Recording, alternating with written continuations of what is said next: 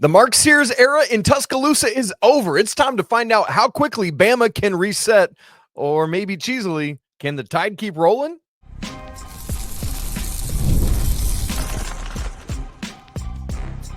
You are Locked On College Basketball, part of the Locked On Podcast Network. Your team every day. Hey there, what's up? Happy Thursday. Welcome into the Locked On College Basketball Podcast, the only daily national college hoop show out there. I'm your host, Isaac Schade, and you're joining me at the place to get your college basketball content every single day. It's all part of the Locked On Podcast Network. Thanks for making us your first listen or watch to get your Thursday going the right way. And I want to remind you, you can catch every episode ad-free on Amazon Music. Special shout out to all the everydayers here with us and all you great members of the Locked On College Basketball Discord. So glad that you all are here. Joining me today, none other than our good buddy Leif Thulin, fresh off a morning tennis hit around. And I'm jealous. I wish I had started my Thursday that way as well. Today, we are carrying on with our off-season team previews. We've already done UConn, Indiana, Marquette, and Illinois. You can find Leif on multiple of those. Oh, by the way, if you missed them, we've got them in a playlist. I'll link it right up there in the corner for those of you watching. For those listening, you can just scroll back in the feed and find them. Today, we're heading down to Tuscaloosa, Alabama, where the Tide just released their non-con slate on Tuesday. And Leif, it's a doozy, my man. We're going to get to that later in the show. We're going to talk biggest storylines, personnel, a lot going out, a lot coming in, starting five predictions, record predictions, and much more. Leif, last year the Tide 28-9, 13-5 in the SEC. They ultimately lost in the Elite Eight to Duke a year after that Final Four run. Check that, Leif. They got blitzed by Duke in the Elite Eight after doing their own blitzing of BYU the round prior. They lost in the SEC semifinals to Florida. Check that. They got blitzed by Florida in the SEC semis after doing their own blitzing of Kentucky. I'm noticing a trend. Mark Sears had a little bit of an odd year, maybe even a little bit of an off year, but still was by far the Tide's leading scorer at 18.6 and 5.1 assists per game. And Leif, that's where I want to start. It feels like a brand new era for Nate Oats and his staff and this team because Mark Sears is out the door. But my guy, it's not just him. It's Grant Nelson. It's Chris Youngblood. It's Cliff Omori. It's Mo Diabate. It's Darion Reed, Jaron Stevenson. All gone for one reason or another. So my immediate question, who steps into those Mark Sears shoes to be the guy? Is it Labaron Philon or is it someone else? I think Labaron Philon's got the clearest path to be the guy. And I also think there was a time last year where Mark Sears struggled and Labaron Philon was capable of running the team. And he wasn't, the ball in hand creator that drew comparisons just because they, are similar size to Brunson between Sears and Brunson, and they're left-handed. He wasn't that guy that had the ball at all times. But when he had the ball, the team moved dynamically because he's so fast and he's bigger. Like Labaron Philon, the key about Alabama in terms of their success, and I'm sure we'll get to this further in terms of how good they'll be, is how good they can be defensively. Mark Sears was always someone you could hunt on defense. Labaron Philon is going to be someone who's able to attack the rack on offense, create based on his speed, and defensively, I think he can kind of form a more point of attack identity that Alabama's lacked for a couple of years since losing Herb Jones. Yeah. Oh man, Herb Jones. That's so great. Yeah. And like Bama has some good size this year. Let's take away Aiden Holloway from that. But outside of that, everyone else is, 6'4". I guess Latrell Wrightsell 6'3" or bigger. And so there's some good there. And Leif, since you went there, let's just go ahead and go there now. For me, the variable with these Nate Oats Alabama teams is always the defense, right? Like the offense is always going to be top 20 without a doubt in efficiency at KenPom. Last year, they were number 4. The year before, number 2. The year before that, 20. In the 21-22 season, 16. So on and so on and so on. But the question is, where will the defensive efficiency be? And Leif, that to me almost feels like most years that tells us the ceiling for Alabama. Are you thinking that again for this Tide? For sure. And that's part of the reason I went there immediately with talking about Philon. Like, I think he will be the guy, but the reason it's more important to me is that they'll be good offensively no matter who the guy is. It could be an egalitarian attack. 4 people could have 14 points, and they'd end up with 88 points a game. Like, that's how I feel about Nate Oats' game. And, it would help to have an All-American point guard like they had. But I think they could still have that and be better defensively at the point of attack. Last year, there was more optimism around Bama after their Final Four run, even though they didn't make it as far, because they were more consistently good defensively. They weren't great, and they were still, lacking at some bigger moments, but they were significantly better than the team that made the Final Four defensively, who just got hot at the right time. So Cliff Omarui comes in and was really helpful in that regard. Grant Nelson, is an iffy defender at the 5, but is a pretty good one at the 4. And then they lose Jaron Stevenson. So I have some questions about their defense. I do think that with Labaron Philon at the point of attack, I think he's a special point of attack defender should he put his mind to it. They're going to have a different look to them. They might be a bit more stout at the point of attack and less formidable at the rim.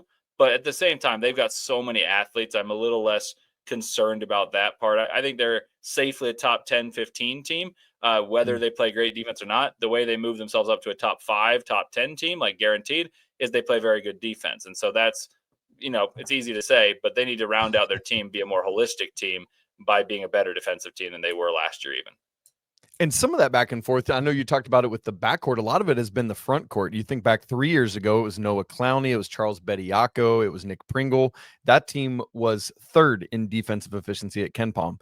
2 years ago, Leif, 111th. And that's when you had Grant Nelson and Jaron Stevenson as your starting 4 and 5. I think there's something there. As you said, Cliff Omarui comes in and they're right back, into like a top 30 defensive unit last year. And so, we're going to have to watch. Can whoever all it's going to be, whether it's Aiden Williamson in the front court there, how will they hold up defensively?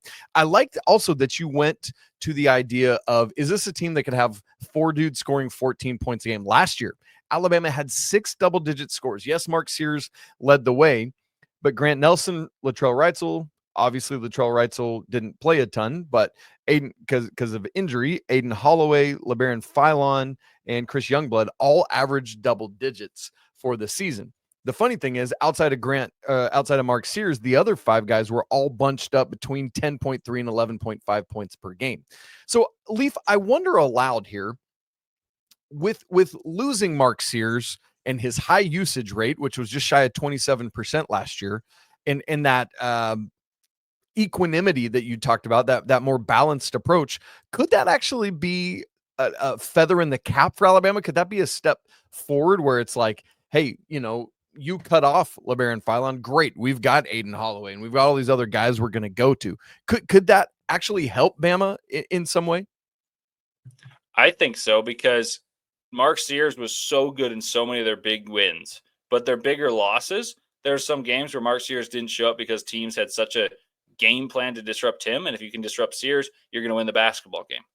And so I think with a less slanted scouting report that other teams would then formulate, it becomes harder for teams to stop the entirety of Alabama. Whereas if you could stop Sears, everything has to be second option, and who's going to create it? Sears was basically a decoy in a few games, and it was fine, but that's still because the scouting report said stop Sears. Now, if you don't know who's number 1 option at the end of a game, that could pose some issues too. That's an issue. However, Yep.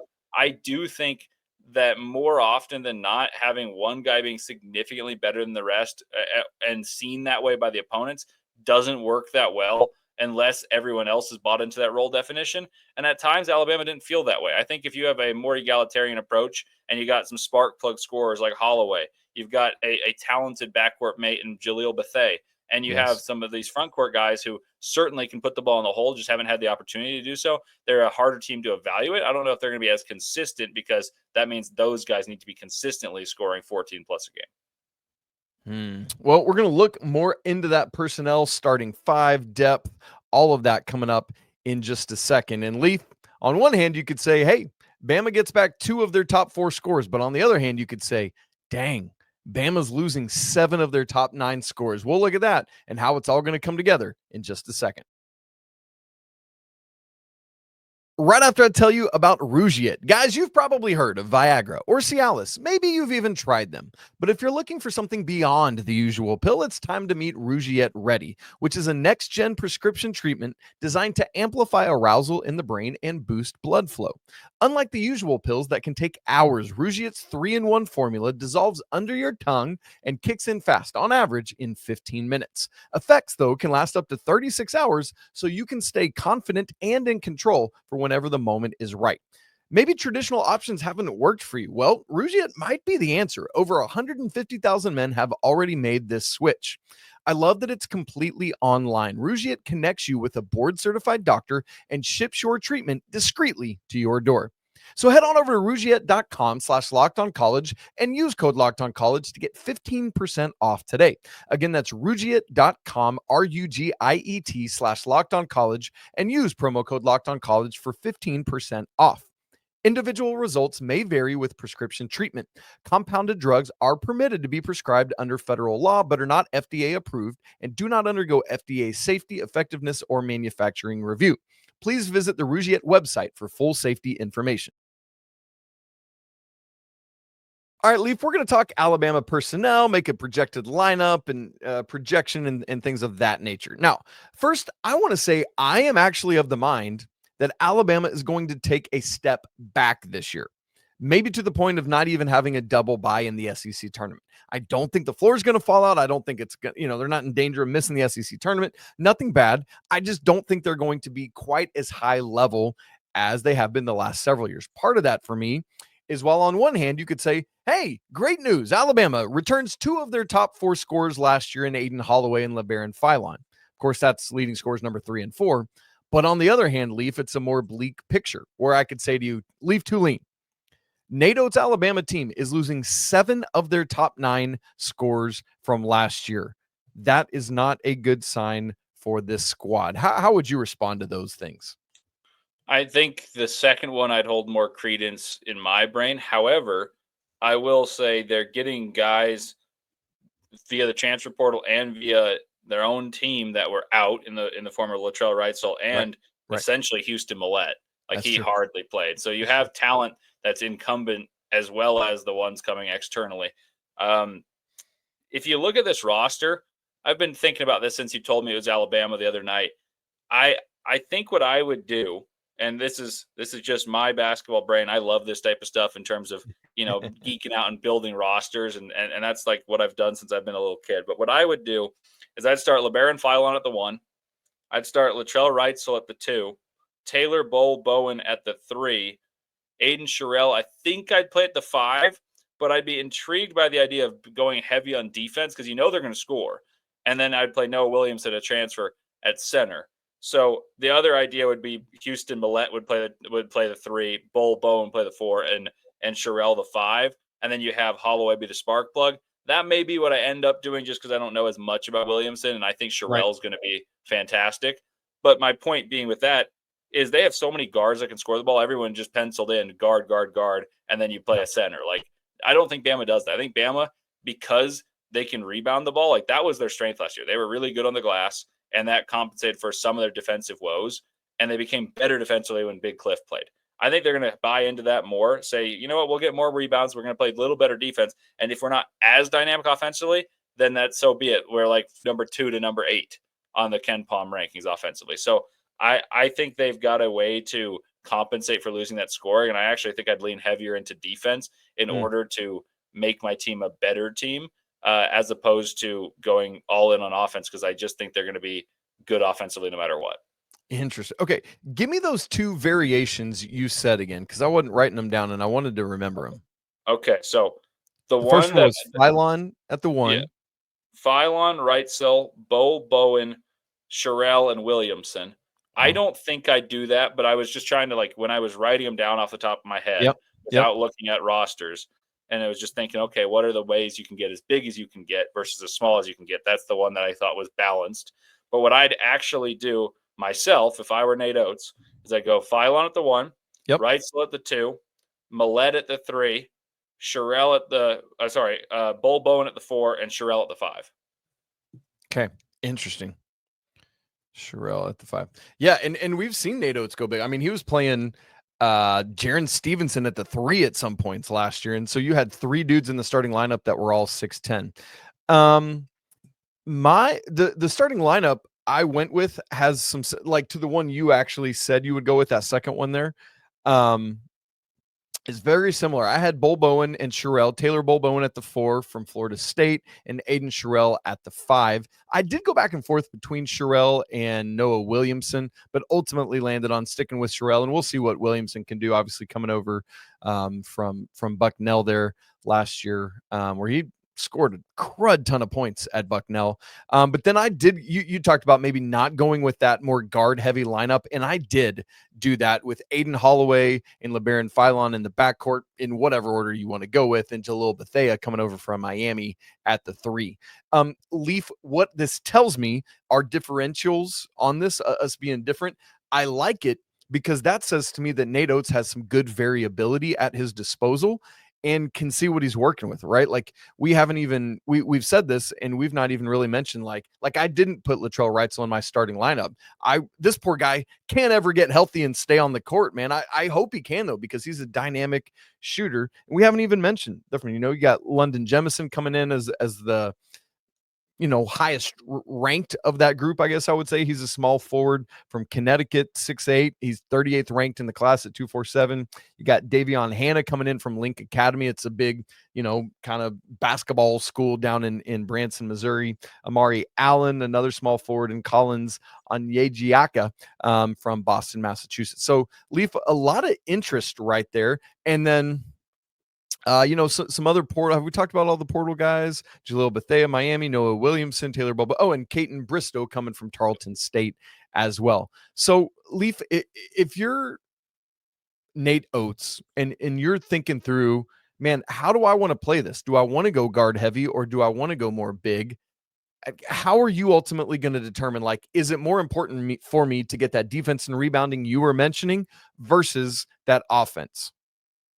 Well, the reason I lean defense and rebounding is essentially that you can stagger players too. Like, this is just the starting lineup. And Right. I think it provides a ability to defend, and you can build leads by defense. And I think the offensive players, such as, like, Holloway is the perfect example. Holloway's tiny. He'll play hard in defense, but he's just not going to have the same impact. But Sure. man, can he shoot the ball, and is he dynamic? He's a spark plug. He's a catalyst. So to me, he's better served off the bench. Like, a lot of this comes from years of watching the NBA. And you watch, I did a podcast about this about the Jazz in terms of, like, starting lineups and who I would start. But, like, think of Rajah Bell starting over Leandro Barbosa. And to me, that was the better defensive player, complements Steve Nash better because Steve Nash doesn't play defense. Barbosa is a 6th man of the year candidate because he runs and he's super fast, the Brazilian blur, and he gets to the rack and scores. You could have Bruce Bowen over Ginobili if you want to go there. Like, there's tons of these. And there's recent ones too, where the offensively dynamic player comes off the bench for a guy who's more defensively adept. And so I would do that, particularly because this team has lost a dynamic player in Sears who controlled the ball. I think that this allows for a more egalitarian approach as opposed to the lineup you suggested, which very well could happen. That there's going to be a lot of players who want shots in that backcourt. I don't see the distribution getting the ball to who I think might actually end up being their best player. I'd say Philon's the best, but I think Sherelle's their next best player, to be honest. Like, I really like Aiden Sherelle. He's coordinated. He can step out and shoot. He can block shots. He can move. And I think this lineup at least gives the ability to defend the basketball, but also score dynamically because they're going to score. I just think it's a better balance. And if you need a substitution, a jolt of energy, you got a couple guards who can step in and do it. I'm not wed to the idea of Houston Millette starting. I just thought it gave him better size. And I like the idea. I could see Bethea starting or Holloway, but I think Holloway's coming off the bench. That's just like my gut belief is that he's going to be the spark plug. Leif, give me a breakout player you think for this team. Does Sherelle count? Sure. I mean, he didn't play that much last year. He played sparingly last year, and I think he's going to be the second best player on the team. So I'll go Aiden Sherelle.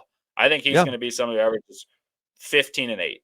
Like, I'm assuming he wins the starting spot over Williamson, but I'm very bullish on his. You just don't see guys who have that level of coordination And I wouldn't say he's like a dynamic, jumpy athlete, but like he's got the fluid athleticism that I think is really impressive. So I think there's a chance he's a near double-double guy. He absolutely counts as a breakout to me. I think a lot of people know his name, but maybe people that just because he didn't play as much last year and didn't have as much score, so I think definitely so. I'm going to go with Jalil Bethea coming over from Miami. I think he had so much hype last year, and Miami was just so bad again that I think people just forgot that he existed at some level. And so I'm curious to see in a Nate Oats system that everybody loves and wants to see, can we get some post-hype sleeper vibes from him? And I see some good possibility with that. So I like both of those picks. And if even one of them breaks out as we expect, it could mean great things for the Tide. Now, Leif, we got to get to this non-con schedule that came out earlier in this week, because this thing is an absolute doozy. Playing St. John's, Purdue, and Illinois as 3 of your first 4 games? No, thank you. But I love it from Nate Oats. We'll talk about that in just a second.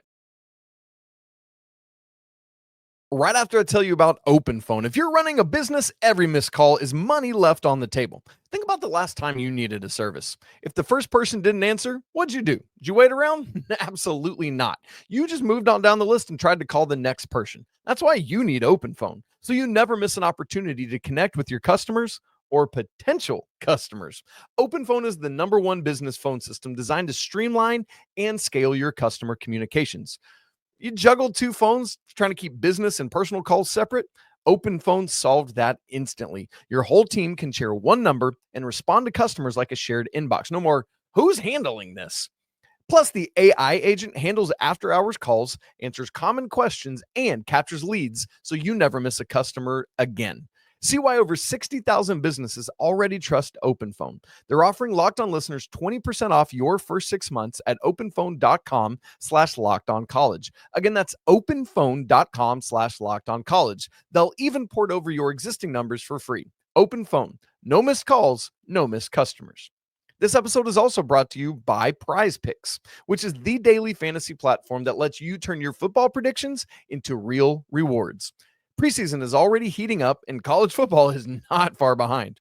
So whether you've got your eye on a big-name quarterback or a breakout running back, Prize Picks makes it easy to get in the game. And it's very simple. I love this. You just pick more or less on 2 to 6 player stat projections, and if you get it right, you can cash in and win up to 2,000 times your money. I've been using Prize Picks for a couple seasons. Again, I love the simplicity. I can get those more or less picks in before my coffee's done brewing. Prize Picks puts their members first, so all withdrawals are fast, they're safe, and they're secure. So download the Prize Picks app today and use code LOCKEDONCollege to get $50 in lineups after you put your first $5 lineup. Again, that's code LOCKEDONCollege to get $50 in lineups after your first $5 play. Prize Picks, run your game. Leif, let's look at the schedule for Alabama. We already had the conference schedule thanks to the SEC, way to be the first power conference to get that out there. But then on Tuesday of this week, Alabama dropped their non-con, and my guy, this thing is wild out here, Leif. The SEC has 18 conference games this year. That means they've got 13 non-con games available because we're still at 31 total regular season games. There are 5 bye games it has on their schedule, but here are the 8 non-bye games. Saturday, November 8th. That's the first Saturday of the season at St. John's. Love that. Then the next Thursday, November 13th, hosting Purdue. Last year, the Tide lost at Purdue. Then on the 19th, Wednesday, November 19th, against Illinois up at the United Center in Chicago. Last year, they beat Illinois down in Birmingham, oh, by the way. Then Monday, November 24th, to kick off the Players Era Festival, Alabama's against Gonzaga. The next day, as part of the event, they get maybe a little bit of a break and play UNLV. And then Wednesday or Thursday, they will play a third Players Era Festival game. We don't know that opponent yet. Then on Wednesday, December 3rd, they will host Clemson as part of the ACC SEC Challenge. And the final high major game is Saturday, December 13th against Arizona in Birmingham. This will be the CM Newton Classic. Leif, this is a wild non-con slate. What do you like about it or not like about it? I love it. This is my favorite schedule of anyone in the entire college basketball world right now, because there's 2 reasons. One, It reminds me of a quote from a movie, and it goes, "Show me Bama." Do you know where that's from? I mean, my brain went to Show Me the Money, so that's not the quote. What is Show Me Bama? It's from Remember the Titans, and Coach Herman Boone's, they're doing up downs and everything, and Yes. also Big Blue's complaining. Show me Bama. Show me Bama. Like, show me Bama. Anyway, that's what it tells me. It's like, okay, show me Bama. Do you have the stuff early and often? So they have an incredible schedule, and they'll have to show me early and often. But my second thought about this is this reminds me a lot of 2 years ago Alabama, because they played a rigorous schedule. They lost plenty of times. People are like, oh, I'm kind of out on Alabama. Because they accumulated those losses, they became a 4 seed. And I know they weren't like unbelievable world beaters in the SEC. And if they had been, they probably could have been a 1 or a 2. But because they had growing pains that year, the first year of Mark Sears, then you look at what Sears and Nelson became that year. They made it to the Final Four because they were battle tested. I'm not saying I believe this team's a Final Four team, but I would not be shocked whatsoever. Like, they could be a championship team because they're going to be battle tested throughout the SEC, and they're going to be battle tested through non-conference. And so when they get to SEC play for what is an inexperienced core, not inexperienced players, but inexperienced core together, they're going to be more well battle tested and more and like I don't want to use like an antiquated term, but it's like they've been in a foxhole together. Like that they have played together in games that are meaningful, whereas some of these SEC teams, the good ones, typically play a good schedule, but like even Kentucky's schedule doesn't hold up a candle to this. Florida's schedule we've gone through already. I thought it was all right. And Florida's got a lot of things they need to fix because they don't have Walter Clayton Jr. anymore. And so Alabama's got a lot of growing pains to go through, but they're going to get those things tested. And if they win any of these games, it looks great on a resume, particularly the neutrals and the true road games. Yeah. Yeah. And to reference back to it, 2 years ago, there was a point in that non-con schedule where this Alabama team was 6-5. Don't freak out, because that team made the Final Four. So just and that could very well happen again. Obviously, Leif, we've already had the SEC schedule out. We don't need to go through that right now. But what I do want to ask you to project for me where you have Alabama finishing in the SEC standings when the regular season's over. Wow, that's a tough one. I know. Just gut reaction for it. Without looking at the schedules, because it's fairly unbalanced. Yep. I would say the teams I think are better than Alabama, I'm not that confident, but I think Kentucky's the one that I have the most confidence in, because I think they have the best roster 1 through 12 in the country. I would go Kentucky, and then I think on a similar playing field they have Florida and Alabama and Auburn. Like, I think those are the 4 best teams in the SEC. I'm going to say Alabama is the 4th because I think they have more moving parts. Maybe 3rd. Yep. Actually, I'll go 3rd because I think Auburn's going to have some growing pains as well. Yep. Okay, 3rd for Alabama. I was going to go 5th, both Kentucky and Florida, as you said, and then I was going to have Auburn and Alabama battling for 5th, with Tennessee and Arkansas also ahead of the Tide. I see the face you're making. I think I should put Tennessee in there. Arkansas, I think absolutely can be, but I need to watch them play first. Yep. Like roster-wise, out every time Calipari puts together a roster, you should say like he deserves a spot. But yeah, I got to watch him play first. So I think Tennessee's an omission on my part, so I'll go 4th or 5th. Okay, great. 5th for me, certainly.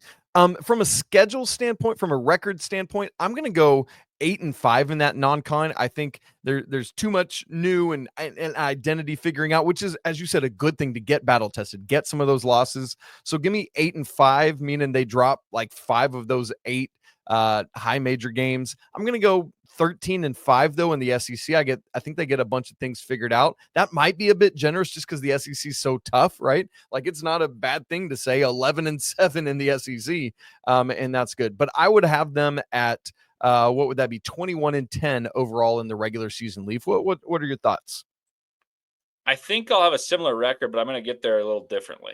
I'm going to go with Bama starts a little hotter. I think they'll win.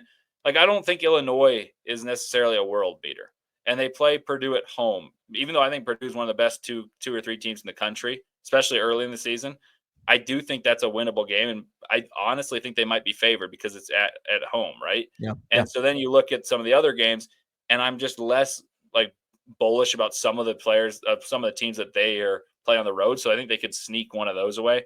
So I think they end up a little bit better in non-con. And then in the SEC, I think some of these teams are so well built that the lack of having a Mark Sears to finish out a game is more apparent.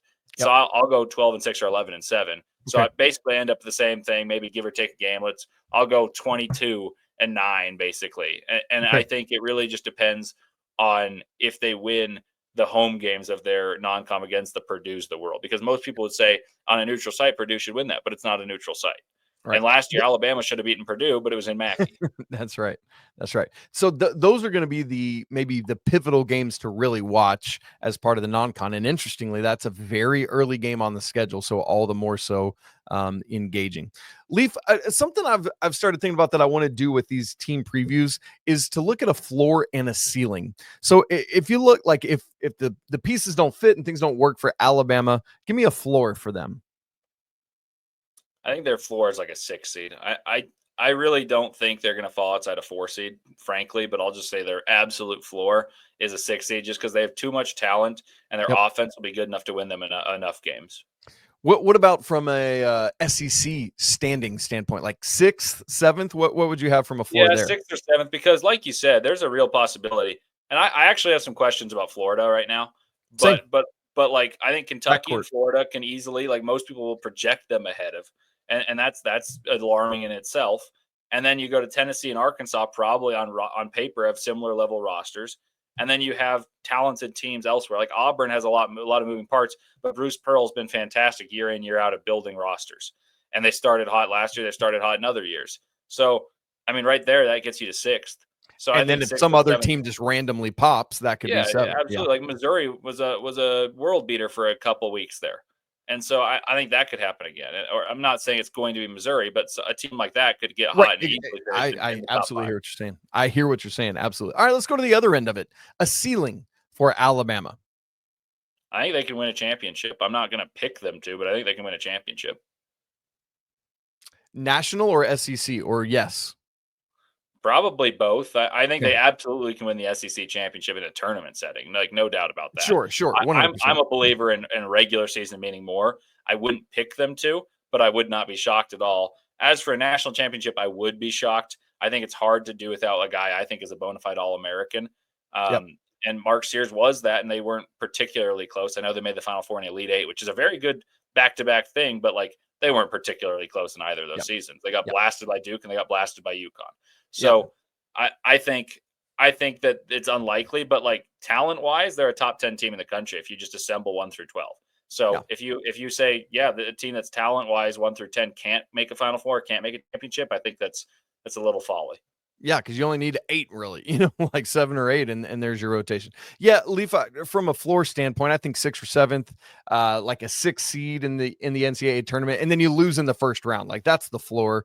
Ceiling for me, I don't think my ceiling for Alabama is as high. I would go like 2nd in the SEC, maybe like a 2 seed in the NCAA tournament, and Elite 8, which I'd like the randomness of the tournament, whatever is going to do that. I think in actuality, when I looked at it, if I were projecting what I think it'll actually be, give me a 4 seed and making the Sweet 16 is, I think, kind of the more reasonable middle ground where I fall. What about you? Yeah, I agree. I don't think they're going to win a championship. I think 2's probably the highest they'll get, and then maybe an Elite 8 is I agree with that.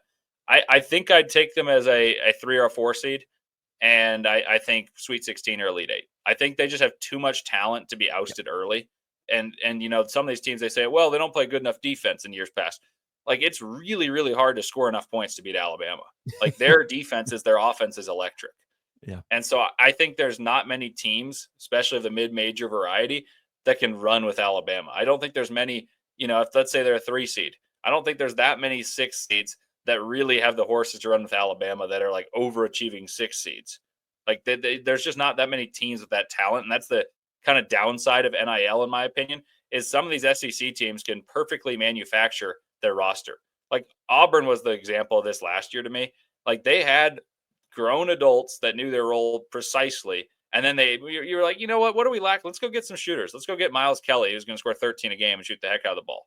Like Duke did it too. They had Cooper Flagg. So let's just become the biggest team ever. I think I think Alabama can do that to a lesser degree this year, even with a team that's less proven. Well, and you talk about an overachieving 6 seed. They literally, the NCAA tournament last year, BYU gets their way in to the Sweet 16, and Bama just beat the doors off of them. I remember it vividly. And so, yeah, that's a great point. All right, Leif, there's our Alabama preview. Going to be a fun year to see how that all comes together. Folks, thanks so much for joining us here. Subscribe to Locked On College Basketball on both YouTube and audio so you don't miss a second of it. Go give Leif a follow on Twitter at Leif Thulin, LeifThulin. If you've not joined the Locked On College Basketball Discord, we'd love to see you in there, man. It's a great place to be hanging out. That link is in the show notes. You guys, I want to say, as always, apologies to the Lawyer family. Let's go Wild Popes. Cheers to the McBruins. And until tomorrow's show, peace.